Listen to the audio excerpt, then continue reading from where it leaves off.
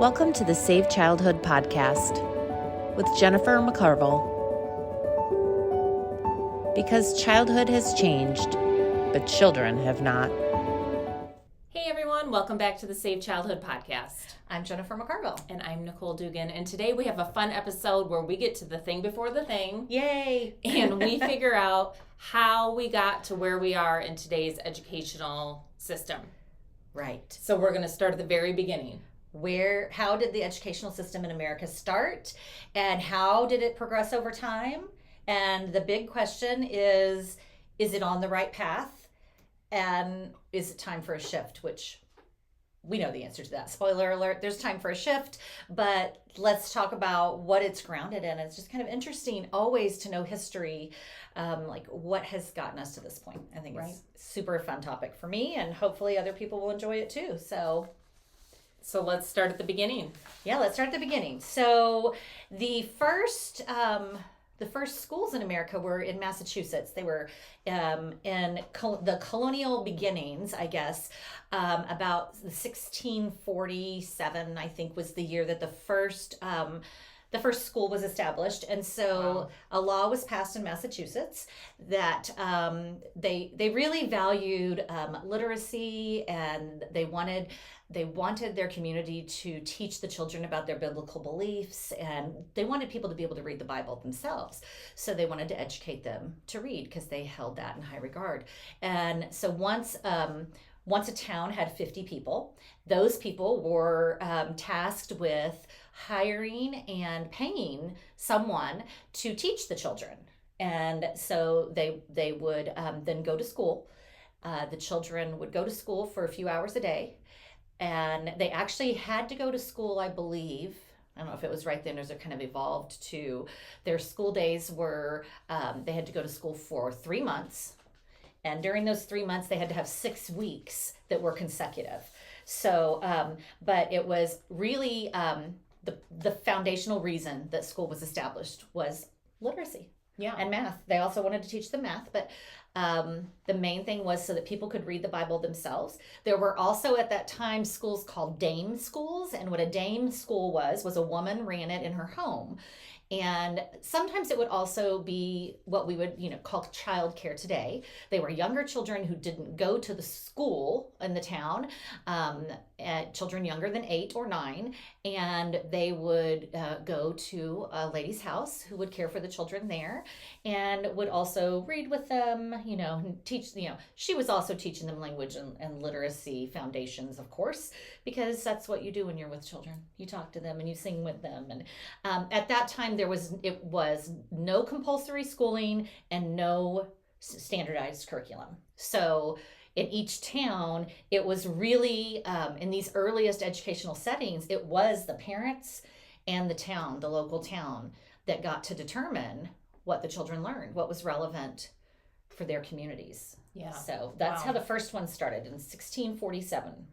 A long time ago. A long time ago. And so what happened in the 1800s then? So in the 1800s, kind of an interesting big shift. This is something that we all need to know is in the mid-1800s, there was a man named Horace Mann, and he wanted all children in the country to be able to get a public education. He created a teacher's college.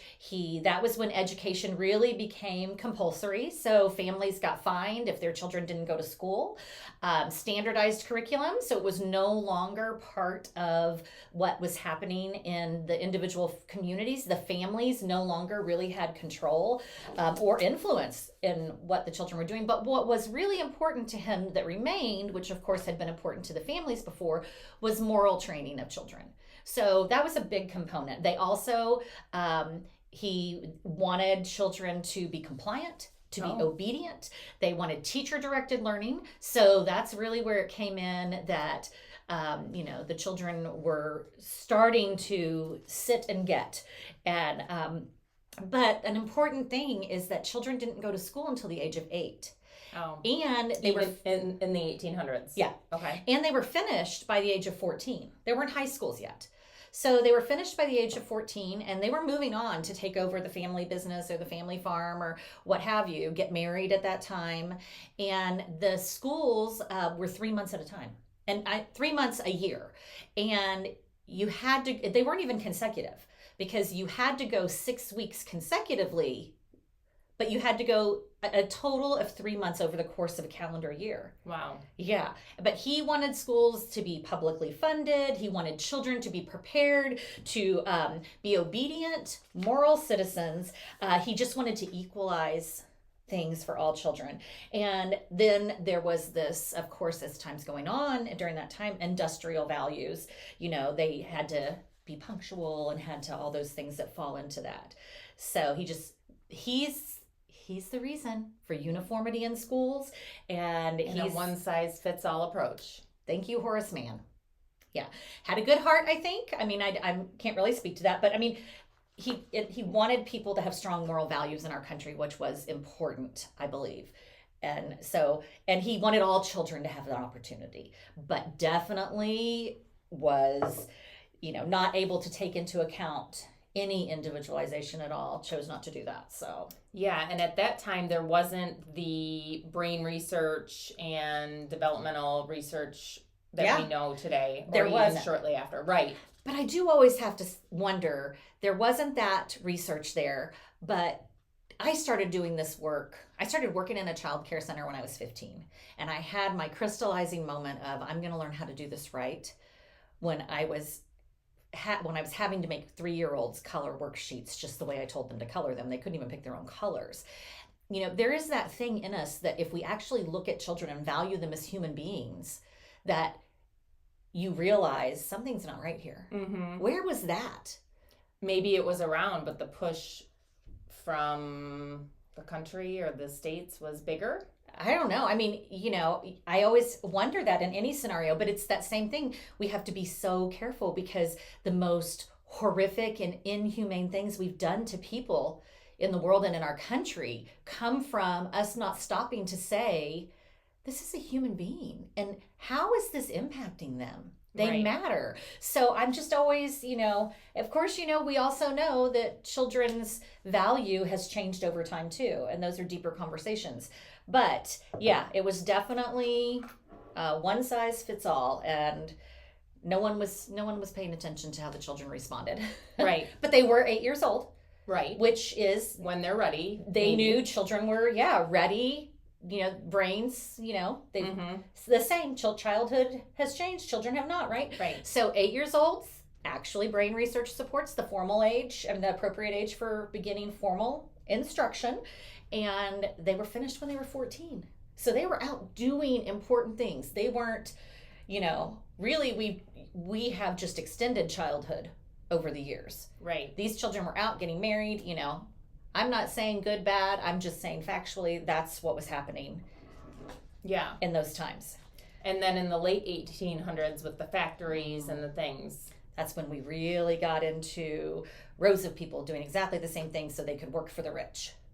Bottom line, efficiency, obedience, of course, continued on. No critical thinking. We do not have time for creativity, nor do we want you to be creative. We want you to be a citizen who does what we tell you to do the way we tell you to do it. Right. That's also, the Carnegie unit of being able to obtain a credit in school became in play at that point, which basically is you get 120 hours, I think, 120 hours of face-to-face instruction from a teacher, from an instructor, and then once you've filled that time allotment, then a requirement, then you get a credit for the class. So it wasn't about learning. It wasn't about true learning or application or comprehension. It wasn't about any of that. It was about, I've given you enough time to get a credit. And then what did they do with the credit?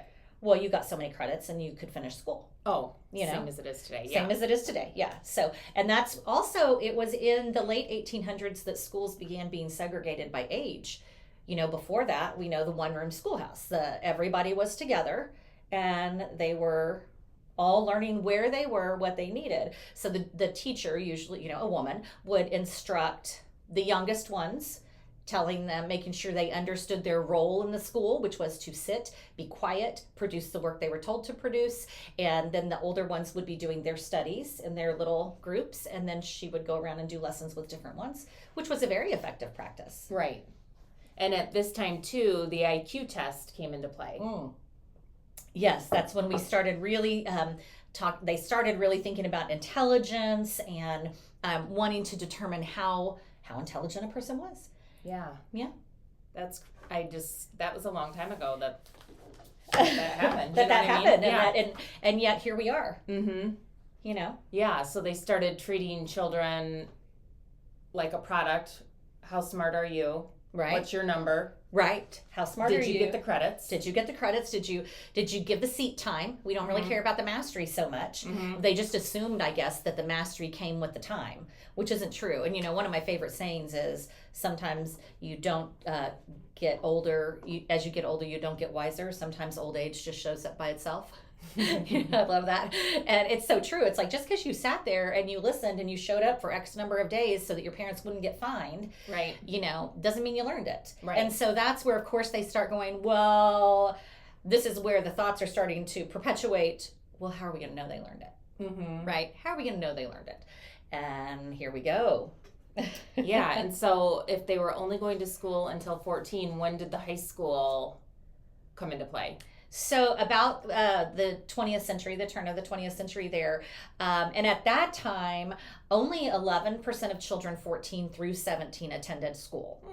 Only 11%. So you had this little pocket of kids going to high school. So then they according to the National Center for Education Statistics, the median years of school completed by someone who was 25 or over at that time, they would go for about 8.2 years.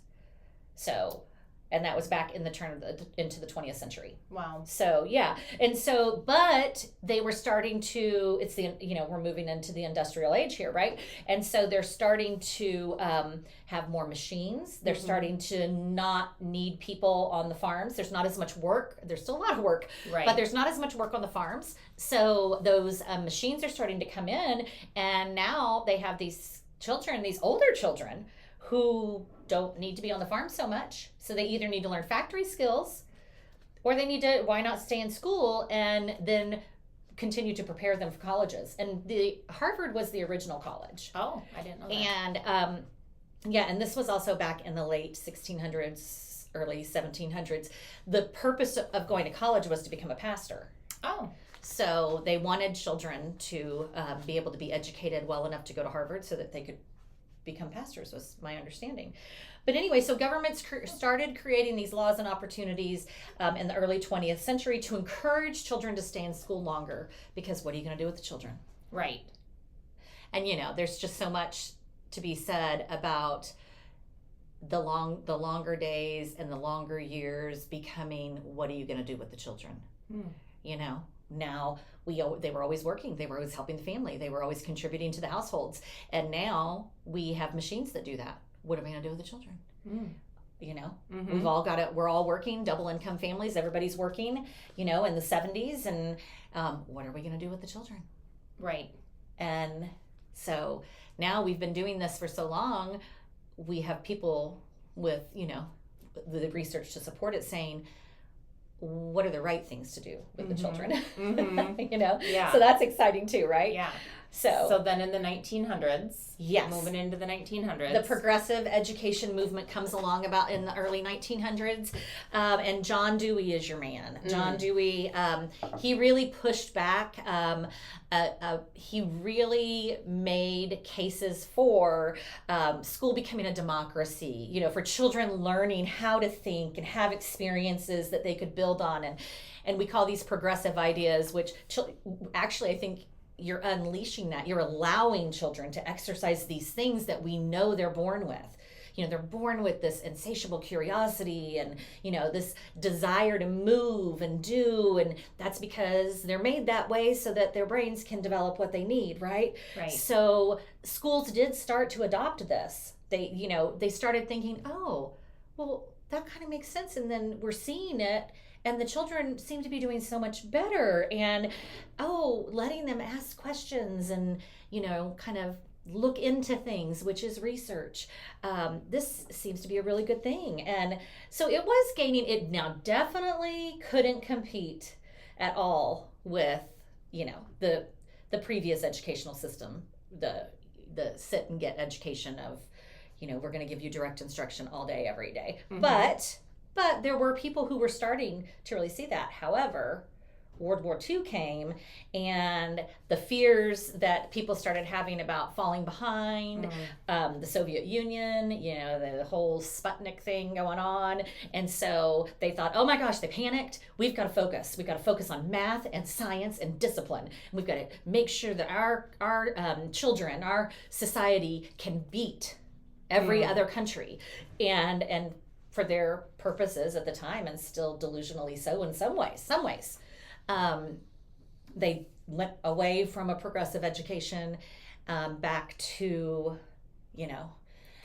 because they didn't trust the process and they were scared. Yeah. Fear, and that causes us to make a lot of mistakes. A lot of mistakes. And also, I'm not at all implying that there have not always, nor are there still and will always be people who strongly enjoy that type of learning, and that they're made for that. Absolutely. It's the one size fits all that, they had started to see that wasn't necessarily the most beneficial thing for children. And we know that, of course, we know that now. But anyway, yeah, so Dewey's philosophy, and he wasn't alone. There were some other people who were obviously helping pave the way for a more progressive and creative and intentional education for children. But it kind of just went to the wayside and kind of never took hold. But it's an interesting piece of the story of American education. Yeah. So when did homework become a thing? Homework. So let's see. So about the 1950s, homework became mandatory. And that, again, was a result of a little bit of fear. The Cold War prompted that. People started believing that we needed to get ahead of the Soviet Union, that the children in our country really needed to be able to, again, push past all the other countries, and so they needed an edge. So that's when they started sending homework home for children to continue practicing and memorizing, and that was the goal. Homework was for children to have more practice memorizing the content, because it was so important that Americans not fall behind. So that's, probably behind what? Behind other countries, not behind where they need to be necessarily. But. Right. And how long was the school day at that time? Oh, so this is really cool. In the 1940s, and I'm not sure exactly when that ended, but the school day started about 8:30. So I believe it started about 8:30, and so it was from about 8:30 to 11:30. Okay. They had set the morning session, and during that time they had a 20-minute recess, but they had then an hour to an hour and a half, depending on where you were in the country. They had an hour to an hour and a half for lunch. So the children would even go home a lot of times. Lunch wasn't served in the cafeterias in the beginning. There weren't, and when it became an option to buy lunch at school, because lunch times got shorter, when that became an option, they were all made there, homemade, and you still brought your lunch a lot. But anyway, so they had session 1 in the morning, 8:30 to 11:30. The children would go home often, because these were neighborhood schools. They were every school, still that kind of model where schools, every neighborhood had their school. So you could walk home, and they would go home, have lunch, hang out with their families, rest a little while, and then they'd go back for session 2 from about 1:30 to 3:30. And they would also have a 20-minute recess during that time. And they were encouraged, the kids were encouraged during that recess time to get out there and play hard and run and play tag and, a dodgeball, whatever games they were playing at the time. But it was still there was still plenty of time for activity, which of course makes it easier for children to sit and learn and take in information, because we need to move. Right. So there was still time for that, and it was just very different. Yeah. And so then, No Child Left Behind, 2001. Oh gosh, yeah. Well-intended. Everything's so well-intended throughout. I mean, right? Yeah. People want good things for kids. Nobody's trying intentionally to mess up the children, right? That's not our goal. But we have enough information to know what children need, and we need to be doing the right things to the best of our abilities. So that's what we're here about. Let's save childhood. So No Child Left Behind was really pivotal. That's standardized testing was really strongly mandated at that time. High accountability. Now, we had standardized tests before that. I mean, when I grew up in the 70s, and we were taking the Iowa Basic Skills Test. We were, there were some standardized tests, but they weren't given with the weight and intention that standardized testing is done. Yeah, the intention to measure the child and measure the school. Mm-hmm. And the teacher. Mm-hmm. Measure the child, measure the school, measure the teacher. It's, and they weren't tricky. I feel like, I know even when my children were in high school, the questions that they're asking on our tests today in Texas, and I think it's definitely a nationwide issue.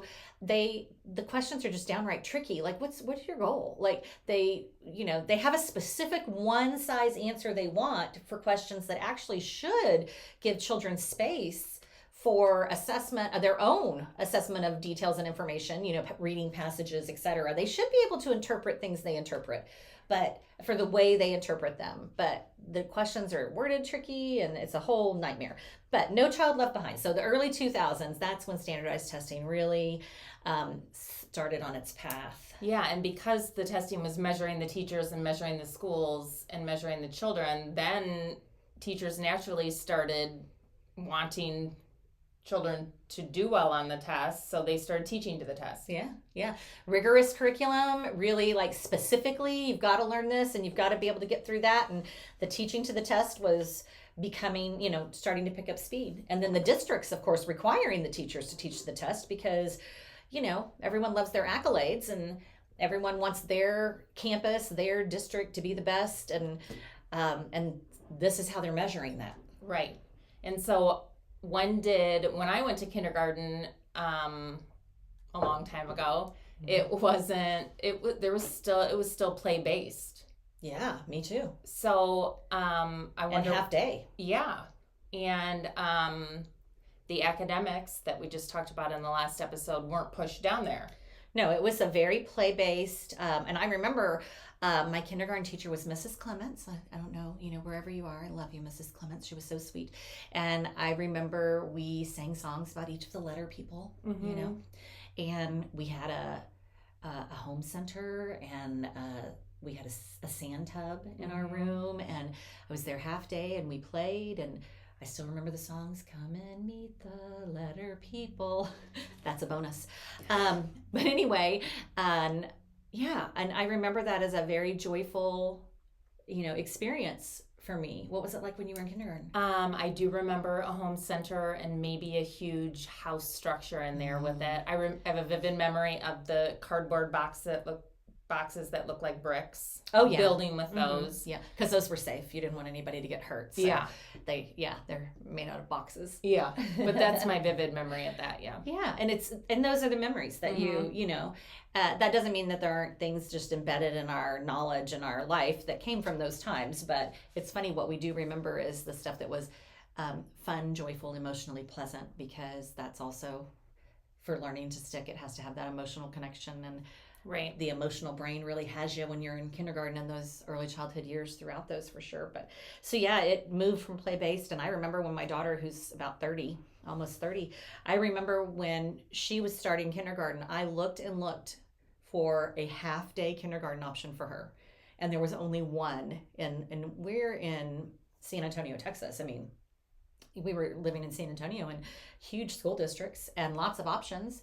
Of course, not all the charter schools and all those things, but there was one school district that had one campus, not all the elementary school campuses, but one that still had half-day kindergarten.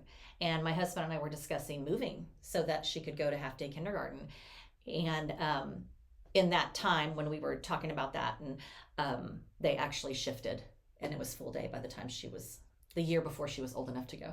So even 30 years ago, it was full day kindergarten. Yep.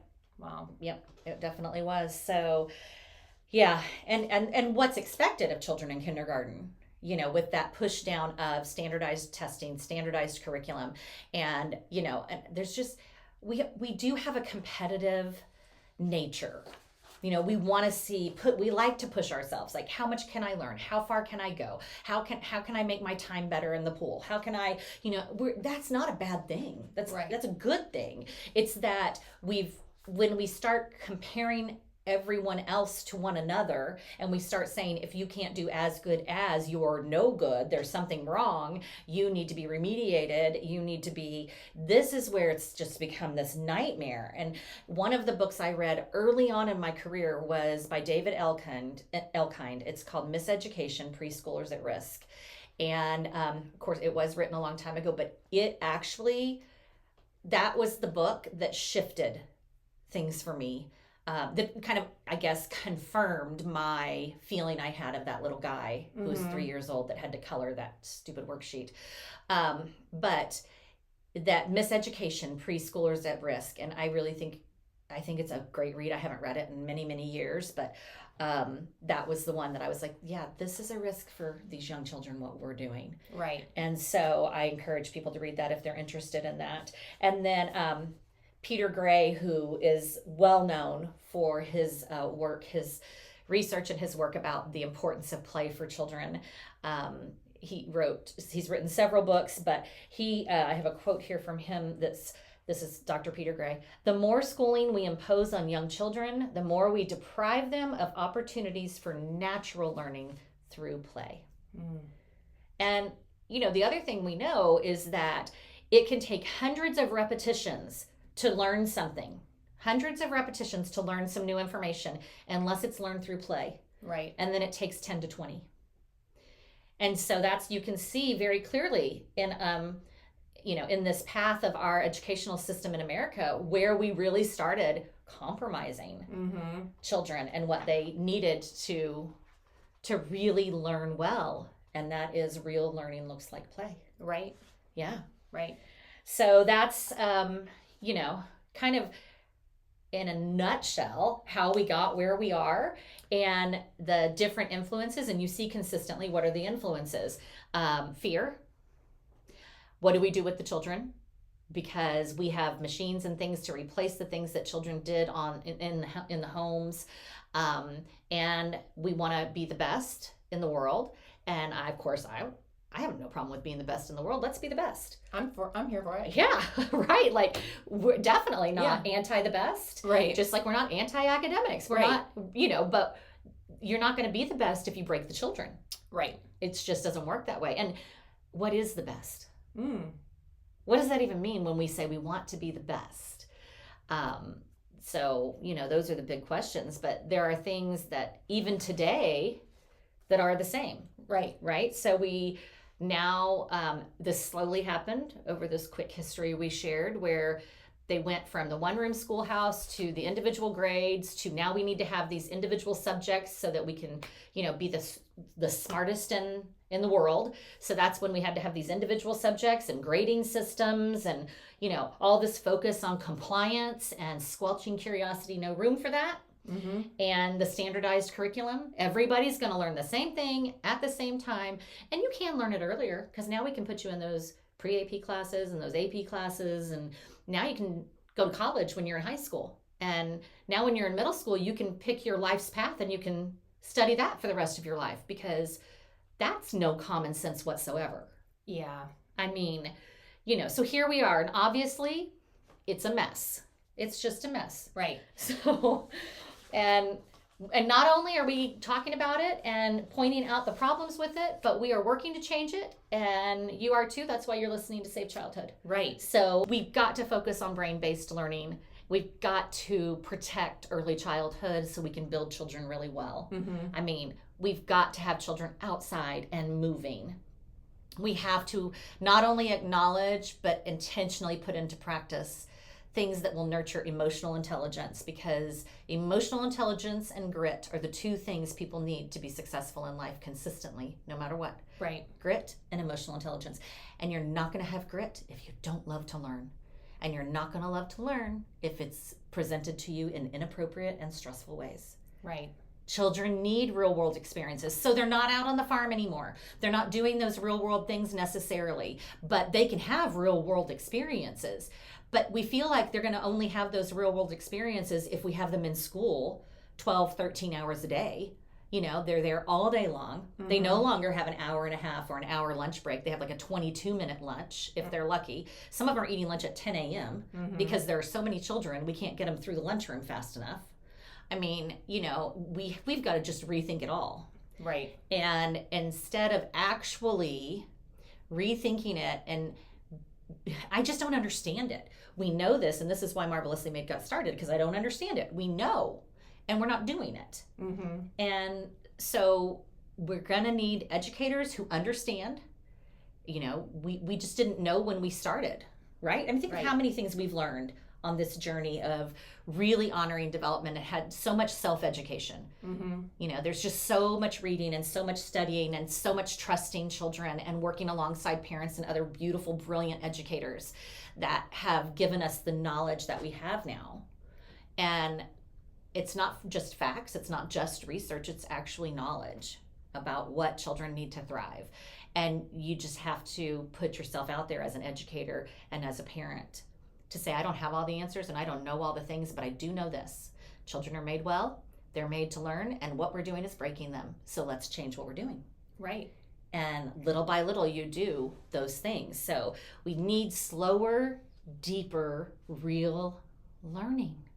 Everyone needs to just slow down. Right. We need settings that really challenge children to think and really, really protect childhood so that those children can be exhibit and live in the brilliance that they are born with. Yeah, that's powerful. That's powerful. Yeah. So what should we do now? So what do we do now? We have to ask ourselves, what are we doing and why are we doing it? And what really does matter? What is the purpose of our children getting an education? And you need not to be afraid to do something different. And now you can, Right. There are things we can do differently. So when you know it, I think so many people choose what has always been done, not even realizing it. And I think I was probably one of those. Then if it goes wrong, it's not my fault. It's what everybody's doing. But this is what everybody did. So, but now, you know enough to know, even if it's what everyone's doing, is it good? Is it right? Right. So you need to ask and you need to advocate. You need to, you may not be able to take your children out of the public school and homeschool them or put them in private school or what have you. That's understandable. But what can you do where you are with what you have? There are lots of things you can do. We'll talk about some of those things in different episodes, etc. But just ask yourself, what can I do? And do one thing at a time. And, create an environment where your child or the children that you have been blessed and entrusted with aren't being stressed, aren't being pushed outside of what's reasonable. And here's the other thing. This does not mean that we don't have high expectations for children's behavior. That is not what we are ever talking about. We have very high expectations for children's behavior.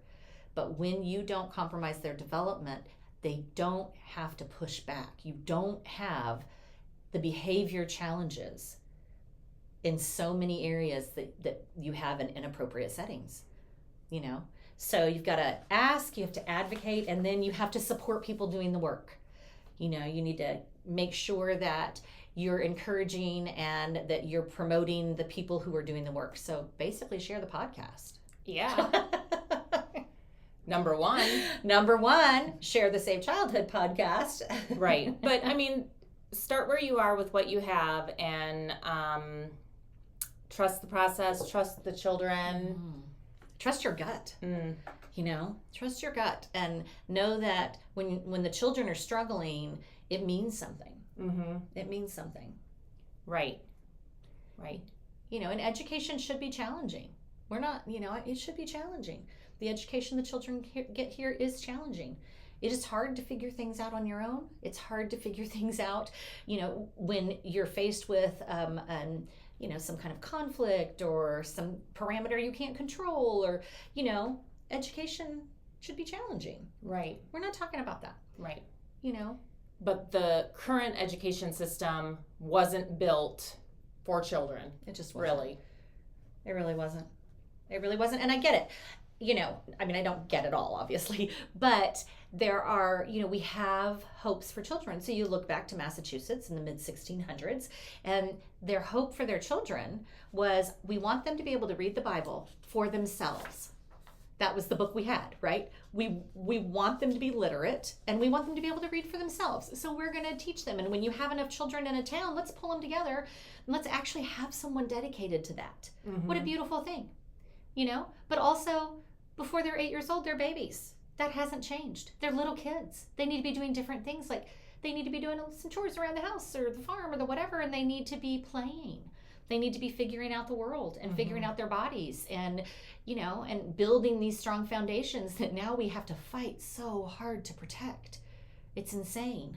Yeah. I remember, probably, I don't know, maybe not quite 20 years ago, but I remember saying I never thought my job would be to defend a child's fundamental right to play. That we are at a place where we are actually spending a good majority of our time protecting play for children. It's crazy. It is crazy. But here we are. And it's not just play. It is rich and important, and it's what they need. So yeah. It's the real learning. It's the real learning, and schools weren't made for that. And so, you need to, and the bottom line is we have young children in schools. And these are facts for all children of all ages. Engagement, hands-on learning, going to shop class, going to home economics, going to, those are the things where you're making and you're doing. And that's what we were designed to do. So you're engaged with your hands and your head. But yeah, schools were not made for children. That they were made because adults had hopes and dreams and goals for their children, until we got to a point where, and even Horace Mann, who I'd say God bless it, but God bless it, I guess. But anyway, even Horace Mann, I have to believe, had good intentions. Initially he wanted school for everyone. How can that not be noble? Right. Like, I want everyone to be able to get an education, not just the children who live in the towns that can afford an educator, but also now I'm going to decide what the teacher should know and what the teachers should teach. And the children need to be obedient to what I decide is important. Yeah. And it started changing to be what one man wanted. And there's so much more to that. But, and then there are just people with really, really high in society with really, really wealthy people who shaped the schools during the Industrial Revolution so that they could have workers in their factories doing the jobs that they wanted them to do. They wanted to be the ones making the money, and they wanted minions, basically, to be able to go in and not ask questions and do exactly what they were told to do to make their production lines work. Yeah.